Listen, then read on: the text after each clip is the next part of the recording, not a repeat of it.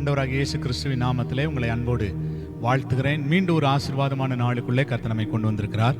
இந்த நாள் நமக்கு ஒரு ஆசீர்வாதத்தின் நாளாய் அமையட்டும் என்று நான் உங்களை வாழ்த்தி, நீதிமொழிகளின் புத்தகம் 3ஆம் அதிகாரம் 33ஆம் வசனத்துக்கு நேராய் நம்முடைய கவனத்தை கொண்டு வருவோமானால், வேதம் இப்படி சொல்லுகிறது: துன்மார்க்கனுடைய வீட்டில் கர்த்தரின் சாபம் இருக்கிறது, நீதிமான்களுடைய வாசஸ்தலத்தையோ அவர் ஆசீர்வதிக்கிறார். நீதிமான்களுடைய வாசஸ்தலத்தையோ அவர் ஆசீர்வதிக்கிறார். பிரியமான தேவ பிள்ளைகளே, இந்த மாதம் நீதிமான்களுடைய வாசஸ்தலத்தை ஆசீர்வதிக்கிற கர்த்தருடைய ஆசீர்வாதத்தை நீங்கள் பார்ப்பீங்க.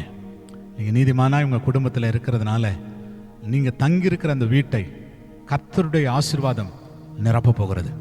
கர்த்தருடைய கிருபை சந்திக்க போகிறது. கர்த்தருடைய பெலன் உங்கள் குடும்பத்தை சந்திக்க போகிறது. கர்த்தருடைய காருண்யம் உங்கள் குடும்பத்தை நிரப்ப போகிறது. நீதிமான்களுடைய வாசஸ்தலத்தையோ அவர் ஆசீர்வதிக்கிறார்.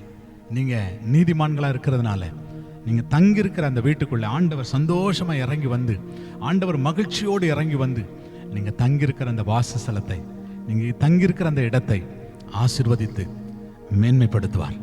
மேன்மைப்படுத்துவார். நம்ம எல்லாம் ஜெபம் பண்ணலாமா? நல்ல ஆண்டவரே, நாங்கள் எல்லாம் துதிக்கிறப்பா, நீதிமான்களுடைய வாசஸ்தலத்தையோ அவர் ஆசீர்வதிக்கிறார் என்ற வசனத்தின்படி கர்த்தர் நீங்கள் ஆசீர்வதிக்கணும். எங்கள் குடும்பங்களை ஆசீர்வதிக்கணும், எங்கள் வீட்டை ஆசீர்வதிக்கணும், எங்கள் பிள்ளைகளை ஆசீர்வதிக்கணும். ஒரு நீதிமானி நிமித்தம் அந்த குடும்பத்தை ஆசீர்வதிக்கிற கர்த்தர், மகிழ்ச்சியோடு அந்த வாசஸ்தலக்குள்ள இறங்கி வருகிற கர்த்தர், இது இறங்கி வந்து ஆசீர்வதிக்கும்படி ஜெபிக்கிறோம். இயேசுவின் நாமத்தில் வேண்டிக் கொள்கிறோம் நல்ல பிதாவே. ஆமேன், ஆமேன்.